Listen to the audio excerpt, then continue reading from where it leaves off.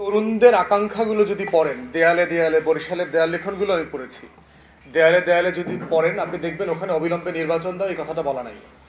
ওরা বলছে যে বুকের ভেতর অনেক ঝড়, বুক পেতেছি গুলিকর, শহীদ আবু সাইদ মুগ্ধ, শেষ হয়নি এই যুদ্ধ, বাংলাদেশ দুই চাই, ফ্যাসিবাদী বন্দোবস্তের বিলোপ চাই, বাংলাদেশে যেন নতুন কোনো ফেরাউনের জন্ম না হয়, তুমি যতবার ফেরাউন হয়ে আসবে আমি মুসার মতো আবার আবাবিল হয়ে নামবো। এই যে তরুণদের আকাঙ্ক্ষাগুলো দেখেন, দুইটাই হলো মর্যাদার জায়গায় সমান। রাজনৈতিক দলের আকাঙ্ক্ষা যেটা, এটা ভ্যালিড, ন্যায্য।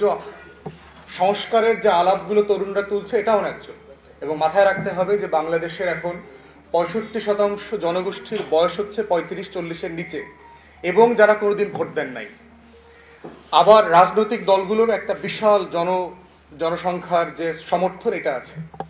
এই জন্য হচ্ছে যে আমি বোধ করি বাংলাদেশের ইতিহাসে কোনো সরকার এত পরিমাণ জনসমর্থন জনমত নিয়ে কোনোদিন আবির্ভূত হন নাই। এবং পারহাপস আমার দৃষ্টিতে শহীদ প্রেসিডেন্ট জিয়াউর রহমানের ওই 3-3.5 বছরের এপিসোডের পরে সবচেয়ে সফল গভর্নেন্সের এপিসোড হবে হচ্ছে প্রফেসর ইউনূসের এপিসোড। অর্থাৎ এটা একান্তই আমার ব্যক্তিগত মতামত আর কি, যে প্রেসিডেন্ট জিয়াউর রহমানের পরে প্রফেসর ইউনূস সম্ভবত স্টেটসম্যানশিপের জায়গায় সবচেয়ে বেশি এগিয়ে যাচ্ছে।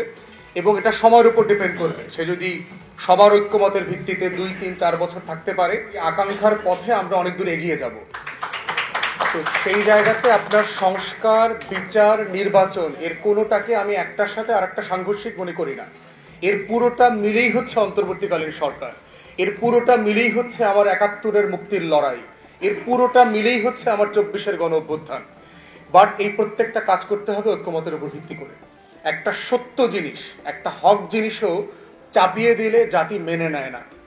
এই জন্যই হচ্ছে প্রফেসর ইউনূস কারেক্টলি আমাদের পরামর্শের উপর ভিত্তি করে একটা কনসেনসাস কমিশন করেছেন, ঐক্যমতের কমিশন করেছেন, যারা রাজনৈতিক দলগুলোর সাথে বসছে, কথা বলছে, পরামর্শ দিচ্ছে এবং একটা ঐক্যমতের উপর ভিত্তি করে সংস্কার, আমরাও দাবি করছি সংস্কার, বিচার এবং নির্বাচনের একটা সম্মিলিত রোডম্যাপ আপনি ঘোষণা করেন, যেই রোডম্যাপটা নিয়ে আমরা সবাই মিলে কিভাবে সাহায্য করা যায়, একসাথে কাজ করা যায় এবং দেশটাকে এগিয়ে নিয়ে যাওয়া যায়।